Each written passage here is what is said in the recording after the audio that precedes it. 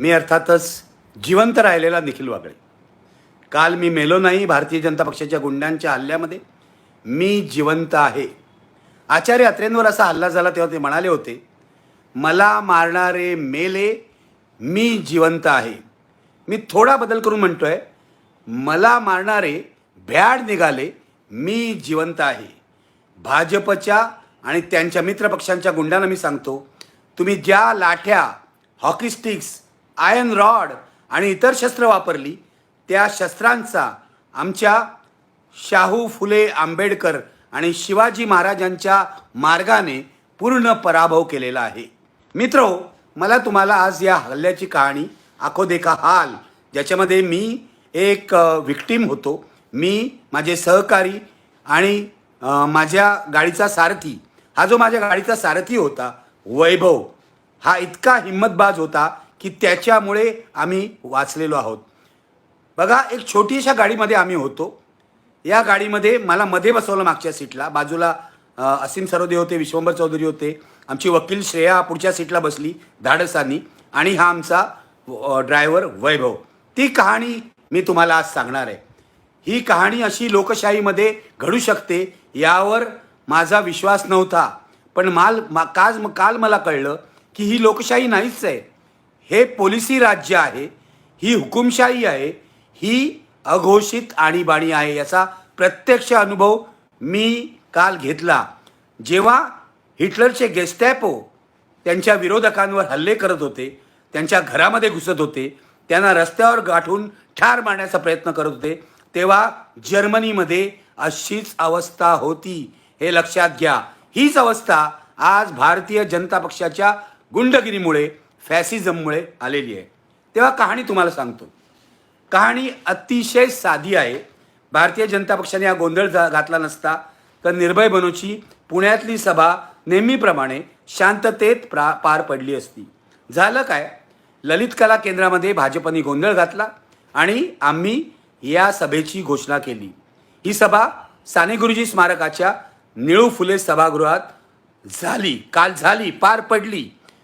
भाजपचा आक्षेप होता की आम्ही ही सभा ललित कला केंद्राच्या हल्ल्याच्या विरोधामध्ये घ्यावी, दहशतवादाच्या विरोधामध्ये घ्यावी आणि आविष्कार स्वातंत्र्यासाठी घ्यावी, यालाच भाजपचा विरोध होता. म्हणून भाजपचे जे शहराध्यक्ष आहेत धीरज घाटे यांनी पोलिसांना पत्र लिहिलं की तुम्ही निखिल वागळेच्या सभेला परवानगी दिलीत तर आम्ही ही सभा उधळून लावू. माझं असं म्हणणं आहे, पर्वती पोलीस स्टेशनचे जे सिनियर इन्स्पेक्टर आहे गायकवाड, हे भाजपला मिळालेले आहेत. हे सत्तेपुढे लोटांगण घालणारे आहेत, म्हणून त्यांनी असं केलं. आणि सगळ्यात गंभीर गोष्ट त्यांनी ही केली की सभा संध्याकाळी 6 वाजता होती. ते मी असीम सरोदेच्या घरी उतरलो होतो प्रभात रोडला. तिथे आले 3:30 वाजता आणि त्यांनी असं सांगितलं की तुम्ही सभेच्या ठिकाणी जाऊ नका, तुमच्या जीवाला धोका आहे. भाजपने भरपूर निदर्शनं सुरू केलेली आहे. आधी त्यांनी मला असं सांगितलं की तुम्ही सभेत बोलूच नका. मी म्हटलं हे तर होणार नाही. सभेत बोलणं, उच्चार स्वातंत्र्य हा माझा फंडामेंटल राईट आहे, हा माझा मूलभूत अधिकार आहे. त्यामुळे मी सभेत बोलणार, याविषयी कोणतेही कॉम्प्रोमाइज होणार नाही. माझ्या सहकाऱ्यांवर, माझ्या वकिलांवर त्यांनी दडपण आणण्याचा प्रयत्न केला. त्यांनी असंही सांगितलं की तुम्ही नरेंद्र मोदी आणि अडवाणी यांच्या विरोधात काहीही बोलायचं नाही, कारण तुम्ही जे ट्विट केलं आहे त्या विरोधात आम्ही गुन्हा दाखल केला आहे. सरळ सांगतो तुम्हाला मित्र, माझं ट्विट तुम्ही वाचलं असेल, मराठीतच होतं. ट्विट असं होतं की अडवाणींना भारतरत्न देणं म्हणजे एका दंगेखोराने दुसऱ्या दंगेखोराला शाबासकी देणं. यामध्ये काय मी चुकीचं बोललो? हीच तर फॅक्ट आहे. अडवाणींच्या रथयात्रेनंतर अनेक ठिकाणी दंगली सुरू झाल्या. मोदी गुजरातच्या दंगलीला जबाबदार आहेत. सुप्रीम कोर्टाने त्यांना मोकळं सोडलंय, कारण त्यांच्या विरुद्ध पुरेसा पुरावा नाही म्हणून. ते निर्दोष आहेत म्हणून नाही. आणि जरी सुप्रीम कोर्टाने काही निकाल दिला असला तरी डॉक्युमेंटेशन ज्यांनी केलं आहे त्या सर्वांच्या मते मोदी हे गुजरातच्या दंगलीला जबाबदार आहेत आणि अडवाणींची रथयात्रा ही अशा प्रकारे धर्मांध हिंसा जी झाली त्यांच्यानंतर त्याला जबाबदार आहे.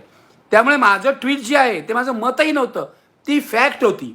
पण भाजपचा आक्षेप होता मी अडवाणी आणि मोदींना दंगेखोर म्हटलं, म्हणून त्यांनी, सुनील देवधरनी माझ्यावर कसा खटला घालायची मागणी केली, मला अटक करण्याची मागणी केली. याबद्दल मी एक व्हिडिओ केला आहे, तो तुम्ही बघा. झालं असं की सुनील देवधर यांच्या या मागणीनंतर हा जो भाजपचा शहराध्यक्ष आहे धीरज, हा या प्रकरणात घुसला. हा धीरज हा अट्टल गुंड आहे. त्याच्यावर गंभीर गुन्हे आहेत. तो साने गुरुजी स्मारकाच्या जवळच्याच भागामध्ये राहतो. तरीसुद्धा पर्वती पोलीस स्टेशननी त्याच्यावर कोणतीही कारवाई केली नाही.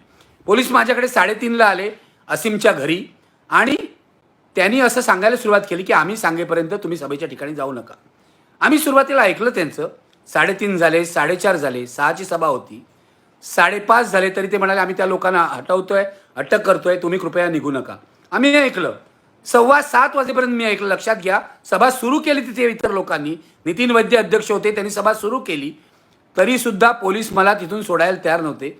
शेवटी मी बॅग घेतली, मी माझे सँडल्स घातले, कपडे तर आधीच घातलेले होते आणि 3:30 पासून मी अस्वस्थ होतो, कारण मला सभेच्या ठिकाणी 4 वाजता पोचायचं होतं.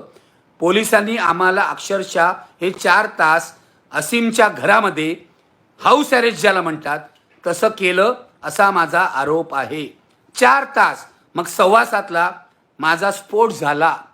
मी पोलिसांवर बरसलो. मी असं म्हटलं की तुम्ही आम्हाला जर अरेस्ट करणार असाल तर आत्ताच सांगा तसं. ते म्हणाले आम्ही अरेस्ट करणार नाही. मग जाऊ द्या म्हटलं. मी निघालो तेव्हा खाली उतरून बघितलं, जिने उतरून, तेव्हा तिथे 40 स्पेशल ब्रँचचे पोलीस होते. 40, 35 ते 40 तर किमान होते. आणि त्यांनी ते माझ्या गाडीसमोर आले आणि गाडी गल्लीतून बाहेर जाऊ द्यायला त्यांनी नकार दिला. म्हणजे गुंडगिरी करतायत, गुंड धमक्या देत आहेत, त्यांना अटक नाही. मज्जाव कुणाला तर निखिल वागळेला, की निखिल वागळेनी सभेच्या ठिकाणी जाऊ नये. आणि हे सिनियर इन्स्पेक्टर मला सांगत होते की तुम्ही सभेत भाषण करू नका, इतरांना करू द्या. मी म्हटलं हे तर चालणारच नाही, हे लोकांना मान्य होणार नाही आणि हे मलाही मान्य होणार नाही, कारण हे तुमचं कृत्य घटनाविरोधी आहे. मी त्यांना सांगितलं तुम्ही लेखी द्या मला. ते म्हणाले आम्ही लेखी देणार नाही, ही आमची सूचना आहे, सजेशन आहे. मी म्हटलं तुम्ही जगामध्ये सूचना काही करू शकता, त्या मानायच्या की नाही हा माझा प्रश्न आहे. मी निघाल्यावर घाईघाईने पोलीसच्या गाड्या आल्या, पण पोलिसनी आम्हाला संरक्षण नीटपणे दिलं नाही असं माझं म्हणणं आहे.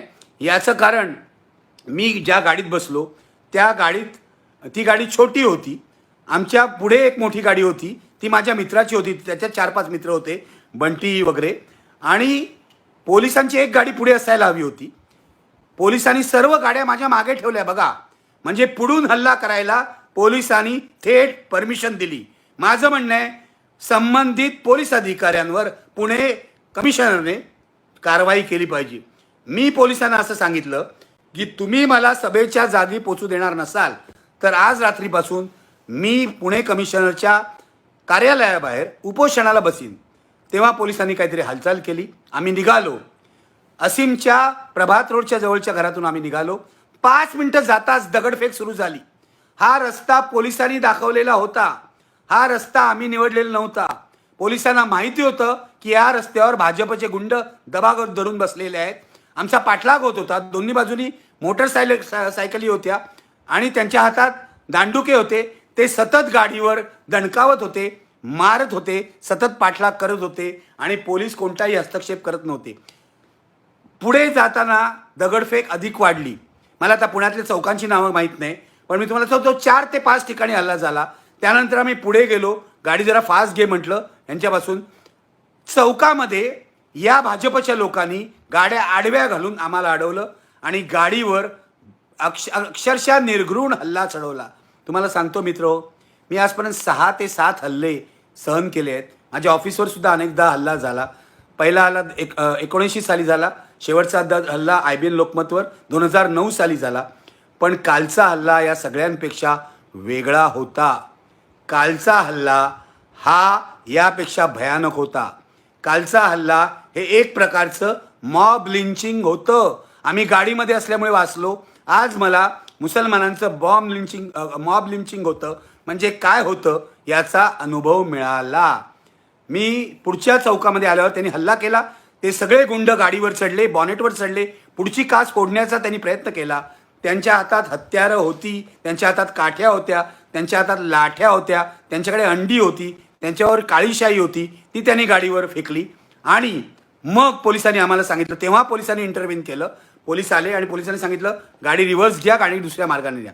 दुसऱ्या मार्गाने गाडी निघाली पोलीस आमच्या बरोबर होते, पण ताबडतोब काही मिनिटातच BJPचा माप पुढे आला आणि त्यांनी पहिल्यापेक्षा अधिक भयंकर हल्ला केला. काल आमची खात्री झाली होती आम्ही मरणार. विश्वंभर चौधरी माझ्या बाजूला होते. ते सतत म्हणत होते, आज आपण मरणार, आज आपण मरणार. गाडीतून बाहेर पडू नका असं मी त्यांना सांगितलं. गाडी लॉक होती, हे आमचं नशीब. गाडीचे दरवाजे जर उघडले असते त्यांनी जबरदस्ती, तर आमची प्रेत तुम्हाला मिळाली असती. 5 लोकांची. समोर ती श्रेया बसली होती वकील, ती एक महिला बसली आहे, तिच्यावर तरी आपण काही करू नये, हे संस्कृतीच्या गोष्टी सांगतात. पण हे सगळे ब्रिजभूषण सिंगचे अवतार आहेत, हे सगळे ब्रिजभूषण सिंगचे वारसदार आहेत. त्यांनी तिच्यावरही हल्ला करण्याचा प्रयत्न केला. पुढच्या मार्गाने, पुढच्या काचेतून त्यांनी हल्ला करण्याचा प्रयत्न केला, काच फोडायचा प्रयत्न केला, ड्रायव्हरवर हल्ला करण्याचा प्रयत्न केला. पण आमचा ड्रायव्हर जो होता तो अत्यंत धाडसी होता. त्याने मला सांगितलं, साहेब तुम्ही काय काळजी करू नका, ही गाडी मी घेऊन जाणार आणि तुम्हाला ज्या ठिकाणी जायचं आहे त्या हॉलमध्ये पोहोचवणार. मी तुम्हाला जाता सांगतो. हा ड्रायव्हर त्याला विचारला, अरे तू राजकीय कार्यकर्ता आहेस का, एवढा जिद्दीने बोलतोय? तो म्हणाला, नाही, मी शरद पवारांचा चाहता आहे. खरं तर मी घाबरलो आहे, पण तरीसुद्धा मी तुम्हाला पोचवणार, ही माझी जिद्द आहे. आणि मी त्याला म्हटलं, तू घाबरू नकोस, मी खात्री देतो तुला, आपण मरत नाही.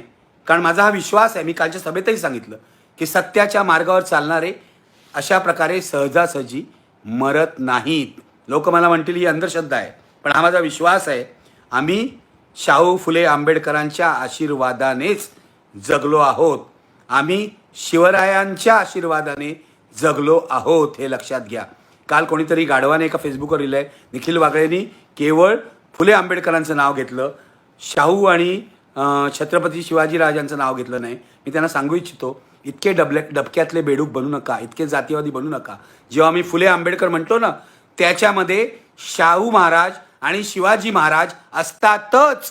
याचं कारण शाहू महाराज हे डॉक्टर आंबेडकरांचे पालक होते आणि शिवाजी महाराजांचा पहिला पोवाडा महात्मा फुल्यांनी लिहिला. तेव्हा सगळ्यांची नावं घेण्यापेक्षा 1-2 नावांमध्ये जर सगळे येत असतील तर तो प्रयोग मी केला. याच्यामध्ये सभेमध्ये शिवाजी महाराजांच्या घोषणा झाल्या, त्याला मी प्रोत्साहन दिलं, हेही लक्षात घ्या. विशेषतः हे जे जातीवादी गलिच्छ गटारातले किडे आहेत ना, त्यांना मी सांगू इच्छितो, भलतं राजकारण करू नका. एका माणसाला मारायला निघाले होते हे लोक. लक्षात घ्या, जरा प्रगल्भपणे वागा. की मराठा जे राजे आहेत त्यांची नावं नाही घेतली असं फेसबुकवर लिहित आहेत. या माणसाला लाज वाटली पाहिजे. मी त्याला आज लिहिलंय की हा तुझा गैरसमज झालेला आहे, तू माझ्याशी बोलल्याशिवाय हे कसं लिहिलं. या माणसाला मी ओळखतोय आणि तो काय करतोय मला माहिती आहे. मी एवढाच इशारा देतो, अशा प्रकारचा गलिच्छ जातीयवाद मी आयुष्यात खपवलेला नाहीये, पण मी त्याच्याकडे दुर्लक्षही करणार आहे, कारण असे किडे जगामध्ये खूप असतात. असो, पुन्हा मी येतो. दुसऱ्या चौकात हल्ला झाला, अधिक भयंकर. पुढे आमच्या ड्रायव्हरनी गाडी चक्क स्मशानात घातली, वैकुंठ स्मशानभूमी. मी म्हटलं इथे गाडी का, आपण आतून जाऊ. म्हणाला इथे गर्दी असेल. त्याचं म्हणणं बरोबर होतं. वैकुंठ स्मशानभूमीमध्ये एक अंत्ययात्रा आली होती, तिचे काही सोपस्कार चाललेले होते, पण गर्दी नव्हती. त्या गर्दीतून आम्ही बाहेर पडलो, SM जोशी फाउंडेशनच्या रस्त्यावरून जायला लागलो. पुढच्या चौकामध्ये आणखी गर्दी आली. आणखी गर्दी म्हणजे ही झुंड, BJPच्या गुंडांची झुंड. आणि असीम सरोदे यांनी एकेकाला ओळखलेलं आहे. याच्यामध्ये दीपक मानकर जो गुंड पूर्वीचा, आज अजितदादांचा अध्यक्ष आहे, त्याचा मुलगा जो BJPमध्ये आहे तो होता. इतर शहरातले BJPचे जे कार्यकर्ते आहेत हे असीम सरोदे आणि विश्वंभरनी ओळखलेले आहेत. त्यांची नावं पोलिसात दिली जातील. काही जणांना पोलिसांनी जर अटका केल्या असतील असं वरवर दाखवायला, तर ती बरोबर आहेत हेही तपासलं जाईल. व्हिडिओमध्ये हे सगळे आलेले आहेत. यातल्या प्रत्येकाला अटक झाली पाहिजे आणि यांच्यावर अटेम्प्ट टू मर्डर लावला पाहिजे, खुनाचा गुन्हा 307 लावला पाहिजे, अशी मागणी आहे. तो जर लावला नाही तर काय करायचं हे मी बघीन. मी काल म्हटलं या हल्लेखोरांना मी माफ करतो, तेव्हा काही लोकांना वाटलं माफ कसे करतायत. माफ म्हणजे नैतिकतेने माफ करतो. याचं कारण मी या हल्लेखोरांना माफ करतो, याचं कारण ते काय करतायत हे त्यांना समजत नाही. हे वाक्य तुम्हाला कळत असेल, पण कायदेशीर कारवाई तर होणारच, हे लक्षात घ्या. आणि इतका हल्ला होऊन सुद्धा आम्हाला ते घाबरवू शकले नाहीत. भ्याड हल्ला, फॅसिस्ट हल्ला, ही संघाची शिकवण आहे. संघ हा फॅसिस्ट आहे हे काल संघवाल्यांनी आणि BJP वाल्यांनी सिद्ध केलेलं आहे.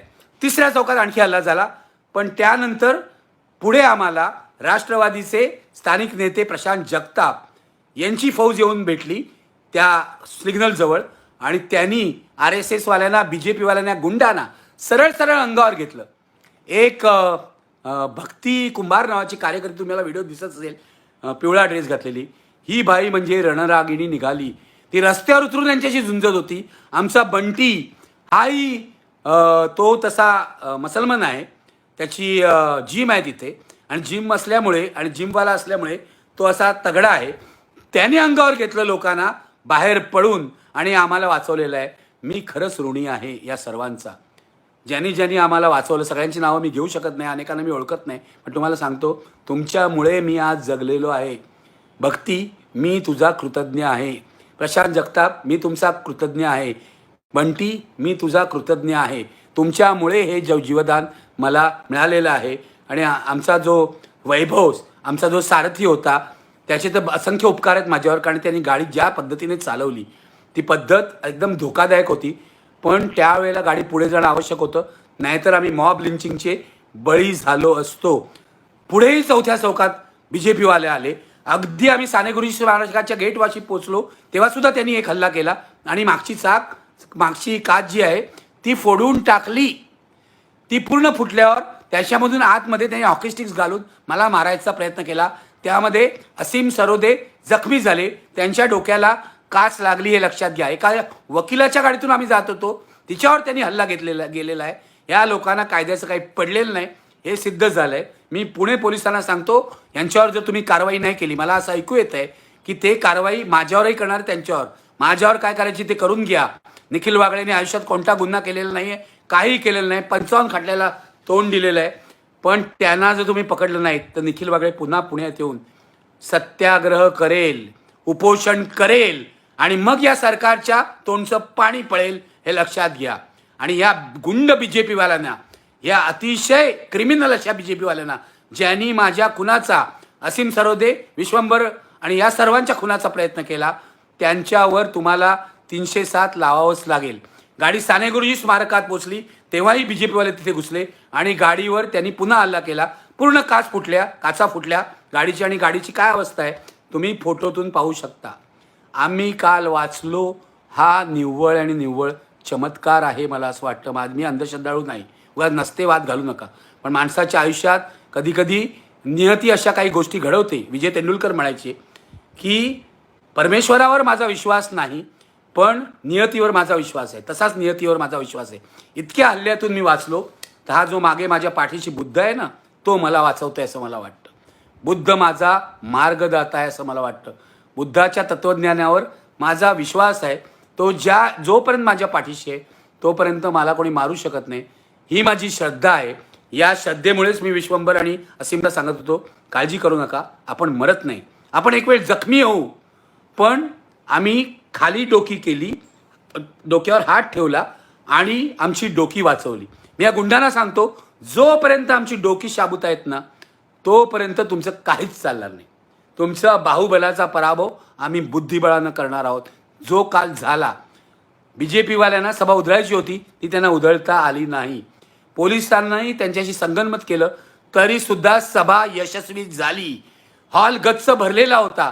अगदी रोहितदादा पवार सुद्धा खाली बसून सभा ऐकत होते.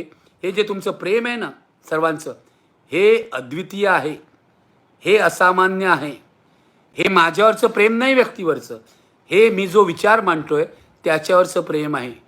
जो माणूस लोकशाहीसाठी बोलतोय, ज्या माणसाने 45 वर्ष पत्रकारिता केली आहे, ज्या माणसाचं वय आता 66 आहे, अशा माणसावर तुम्ही हल्ले करताय, हा तुमचा डरपोकपणा आहे.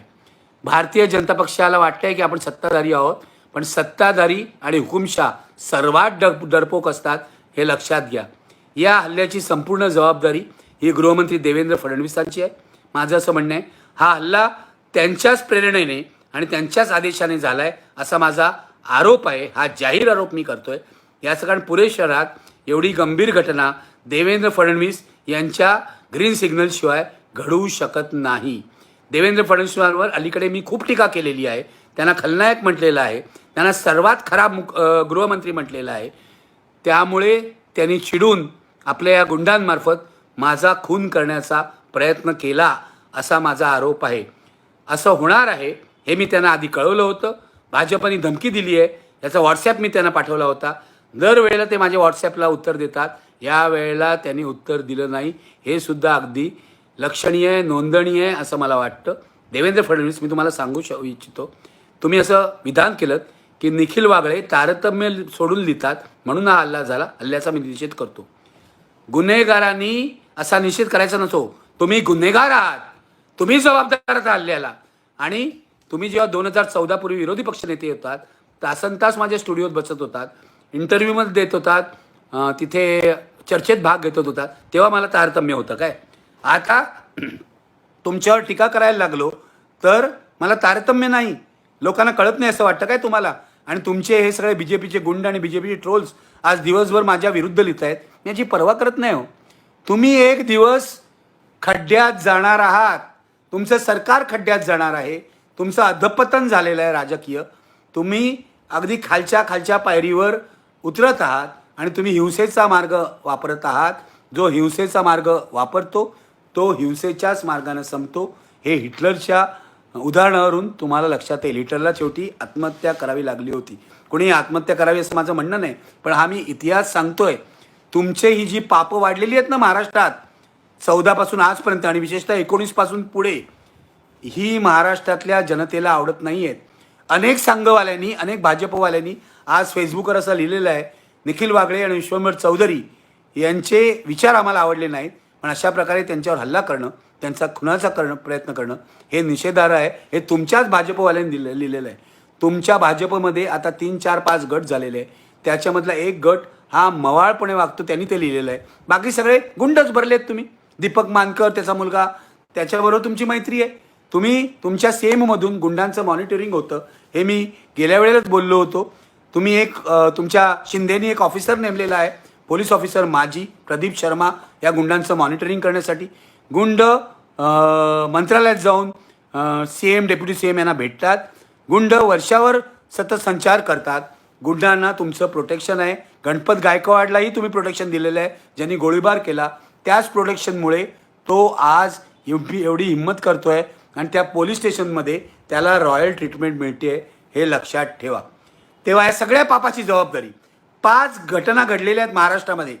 मी सांगतो, पहिल्यांदा शरद मोहोळचा खून झाला, त्यानंतर गणपत गायकवाड, त्यानंतर अहमदनगरला जे 2 वकील दाम्पत्य होतं त्यांच्यावर हल्ला झाला, त्यांच्यावर अपहरण करण्यात आलं आणि त्यांचा खून करण्यात आला. याला कोण जबाबदार आहे हे तुम्हीच सांगा. आणि काल माझा आणि माझ्या सहकाऱ्यांचा खून करण्याचा प्रयत्न थेट पुणे शहरामध्ये करण्यात आला. लक्षात घ्या, ज्योतिबा फुले आणि सावित्रीबाई फुले यांचं शहर आहे, शिक्षणाच्या प्रकाशाचं हे शहर आहे. आज हे गुंडांचं शहर बनलं आहे. पुणेकरांनो, कृपया जागे व्हा. आणि महाराष्ट्रातल्या प्रत्येक सुजाण नागरिकाला मी आवाहन करतो, प्रत्येक शहराची गुंडांमुळे ही अवस्था आहे. प्रत्येक शहरात गुंड हेच राजकारणी बनलेले आहेत. तेव्हा आता पुढच्या निवडणुकीमध्ये आपण अशा प्रकारच्या या गुंडांना हरवूया, कृपया हरवूया. या गुंडांचा पराभव करूया. सत्ताधाऱ्यांचे गुंड अधिक वाईट असतात, मला माहिती आहे. विरोधी पक्षाकडे पण काही गुंड आहेत, पण विरोधी पक्षाचे गुंड सत्तेत आल्यावर अधिक पुंड होतात. माझं म्हणणं आहे, आजचे जे सत्ताधारी आहेत, महायुतीचं सरकार, हे अशा प्रकारे पूर्णपणे क्रिमिनलायझेशन झालेलं सरकार आहे. देवेंद्र फडणवीस हे सर्वात वाईट गृहमंत्री आहेत. त्यांनी माझ्या खुनाचा कट केला आहे असा माझा आरोप आहे. पुढेही काही होऊ शकतं, पण जोपर्यंत जिवंत आहे देवेंद्र फडणवीस, तोपर्यंत तुमच्या फॅसिस्ट प्रवृत्तींविरुद्ध बोलत राहीन, लोकशाही संरक्षणासाठी बोलत राहीन, बाबासाहेब आंबेडकरांच्या घटनेच्या संरक्षणासाठी बोलत राहीन. तुम्ही कितीही तुम्ही दाभोळकरांना मारलं, तुम्ही पानसरेंना मारलं, तुम्ही म्हणजे तुमच्या प्रवृत्तीने. आता उद्या म्हणतील मी नाही मारलाय, मी नाही मारणार. तुमच्या प्रवृत्तीने मारले आहे, तुमच्या समविचारी प्रवृत्तीने मारलेला आहे. तुमच्या समविचारी सनातनी प्रवृत्तीने यदाकदाचित नाटकाच्या बाहेर बॉम्बस्फोट केला. तुमच्या याच प्रवृत्तीने ललित कला केंद्रावर हल्ला झालेला आहे. तो का झालाय, कसा झालाय मला माहिती आहे. ललित कला केंद्रावर पहिला हल्ला जो झाला त्याचा FIR सुद्धा चतुर्शृंगी पोलीस स्टेशननी नोंदवून घेतलेला नाहीये. ललित कला केंद्राचे प्रमुख संचालक प्रवीण भोळे यांना आजही धमक्या येत आहेत त्यांच्यावर दबाव आहे हे लक्षात ठेवा. ही सगळी प्रवृत्ती एक आहे, ही खुनी प्रवृत्ती आहे, ही नथुरामी प्रवृत्ती आहे. तुम्ही असं म्हणता की आमची रामावर भक्ती आहे, तुमची रामावर भक्ती नाही, तुम्ही रामाचा व्यापार करता आणि तुमची प्रवृत्ती नथुरामी प्रवृत्ती आहे, लक्षात घ्या. माझं लोकांना असं आव्हान आहे की ही प्रवृत्ती आता घराघरात घुसेल आणि आपल्याच लोकांची म्हणजे आपले सगळ्यांची खून पाडेल, असा हा फॅसिझम आहे. जे हिटलरने शिरकाण केलं ज्यूचं, तसं शिरकाण भारतातही होऊ शकतं, हे लक्षात घ्या. जागे व्हा, कारण ही सर्वसामान्य निवडणूक नाही, ही फॅसिझम विरोधी निवडणूक आहे. आणि महाराष्ट्राचं वाटोळं करणाऱ्या या महायुती सरकारचं तुम्ही काय करणार आहात हे ठरवा. माझ्यासारखा सुजाण नागरिक आता महाराष्ट्रात फिरणार आहे. मी असं ठरवलं होतं, निर्भय बनोच्या सभा विश्वंभर चौधरी आणि असीम सरोदे घेत आहेत, आपण फार फिरायचं नाही. पण आता माझ्याकडे आज सकाळपासून जी लोकांची रांग लागलेली अक्षरशः, अहमदनगरचे लोक आले, आमदार कपिल पाटील आले, खूप लोक आले, तिस्ता सेटलवाड आणि जावेद आले. सगळ्यांनी आम्हाला आश्वासन दिलेलं आहे की आम्ही तुमच्या बरोबर आहोत, तुमच्या बरोबर रणांगणात उतरण्यासाठी तयार आहे. मी माझ्या तरुण मित्रांना विनंती करतो, अगदी ललित कला केंद्राच्या विद्यार्थ्यांना आणि इतरही नाट्यकर्मींना, तुम्ही ज्या क्षेत्रात आहात त्या क्षेत्रात फॅसिझम विरुद्ध उद्गार बना.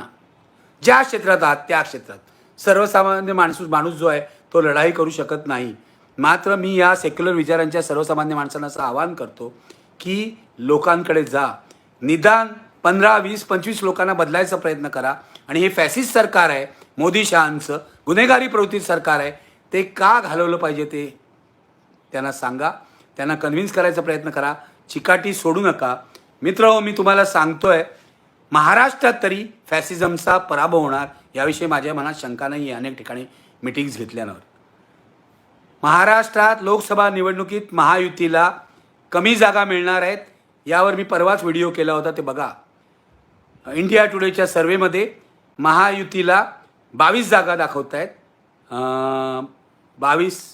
20 का 22 जागा दाखवत आहेत आणि महाआघाडीला 26 ते 28 जागा दाखवत आहेत. माझं म्हणणं एवढंच आहे, वंचित त्यामध्ये सामील झालेली आहे आता, त्यामुळे महाविकास आघाडीच्या जागा या 30वर जाऊ शकतात, हे लक्षात घ्या. आणि विधानसभा निवडणुकीत महाविकास आघाडी तर याच पद्धतीने एकजुटीने वागली तर पूर्णपणे सत्ता त्यांची येऊ शकते. उद्धव ठाकरे हे सगळ्यात लोकप्रिय आहेत या महाआघाडीमध्ये, ते लीड करू शकतात आणि विधानसभेला सुद्धा यांचा सपशेल पराभव होऊ शकतो. महाराष्ट्रात महायुतीचा होणारा पराभव हा शिंदे, फडणवीस आणि अजित पवारांचा पराभव तर आहेच, पण हा मोदी शहाला सुद्धा धडा आहे, हे लक्षात ठेवा. तेव्हा तुम्ही माझ्यासारख्या छोट्या माणसाच्या खुनाचा प्रयत्न कराल, यावरून दिसतंय की तुम्ही किती असुरक्षित आहात. तुमच्या हातात सत्ता आहे, पण कधीकधी सत्ताधारी हा खुनशी बनतो, जसा हिटलर बनला होता, जसा मुसोलिनी बनला होता, किंवा अनेक सत्ताधारी तुम्ही जर अख्ख्या जगातले बघितले तर तुमच्या असं लक्षात आले आहे, सत्ताधारी हा असुरक्षित असतो म्हणून तो खुनशी बनतो. त्यावेळेला कोणीतरी सांगावं लागलं त्याला किंवा त्या राजाला, जसं त्या लहान मुलांनी सांगितलं होतं की राजा तू नागडा आहेस, तुझ्या अंगावर कपडे नाहीस. त्या लहान मुलाची भूमिका मी बजावतोय, आपण सगळे बजवूया आणि राजाला सांगूया, या लोकशाहीतल्या सत्ताधाऱ्यांना सांगूया, सत्ताधाऱ्यांनो, तुम्ही तुमच्या विचारांनी आणि तुम्ही तुमच्या कृष्णकृत्यांनी पूर्णपणे नागडे झाला आहात. तुमच्या अंगावर वस्त्र नाहीत. तुम्हाला जे वाटतंय की तुमच्या अंगावर भरजरी जगा आहे, ही स्वतःची केलेली फसवणूक आहे. तेव्हा सुधारा, जनता काय म्हणते ते ऐका आणि अशा प्रकारचे जीवघेणे हल्ले अजिबात करू नका. मित्रहो, ही माझी कहाणी तुम्हाला सांगितली. तुमच्या प्रेमामुळेही आज मी वाचलेलो आहे आणि हा व्हिडिओ करायला जिवंत दिसतो आहे. त्याबद्दल मी तुमचे सगळ्यांचे आभार मानतो, कृतज्ञता व्यक्त करतो. माझ्या सहकाऱ्यांची सुद्धा, सगळ्या मला वाचवण्याची सगळ्यांविषयी कृतज्ञता व्यक्त करतो आणि आज इथेच थांबतो. शेवटी पुन्हा एकदा तुम्हाला सांगतो, निखिल वागळे ओरिजिनल हे सत्य बोलणारं चॅनल आहे, ते तुम्ही सबस्क्राईब करा. निखिल वागळे ओरिजिनलवर जा, बेल आयकॉन दाबा, तुम्ही आमचे सबस्क्रायबर व्हाल. सबस्क्रायबर खूप झपाट्याने वाढत आहेत आणि व्हिडिओचा प्रतिसाद सुद्धा दिवसागणिक वाढतो आहे. मी त्याबद्दल आभारी आहे. पण सबस्क्राईब करायला आपल्या मित्रांना सांगा. महाराष्ट्राची लोकसंख्या ही 10 कोटीच्या वर आहे. त्यामुळे 5 लाख 10 लाखापेक्षा जास्त सबस्क्रायबर होऊ शकतात असं मी मानतो. तेव्हा कृपया सबस्क्राईब करा, कृपया हा व्हिडिओ शेअर करा, व्हायरल करा, कारण हा फॅसिझम विरुद्धचा संदेश आहे आणि तो तळागाळापर्यंत पोचणं आवश्यक आहे. एक निखिल वागळे मेला तर 100 निखिल वागळे उभे राहतील, हे लक्षात घ्या. आपल्या देशाची एक ही परंपरा आहे. मी स्वतःची तुलना बड्या नेत्यांशी करत नाही, गांधीजींशी करत नाही, दाभोळकरांची तुलना. मी छोटा माणूस आहे, पण एक दाभोळकर गेल्यानंतर असे 100 दाभोळकर उभे राहिले, पानसरे गेल्यानंतर असे 100 पानसरे उभे राहिले आणि त्यांचं काम चालू ठेवलं. एक गांधी गेले, पण गांधीजींचा विचार अमर झाला, हे लक्षात ठेवा. तेव्हा ही फॅसिझम विरोधी लढाई आपण चालू ठेवूया. आज इथेच थांबतोय. थँक्यू व्हेरी मच मला जगू दिल्याबद्दल. थँक्यू. तुम्ही पाहत आहात विस्टा न्यूज मराठी.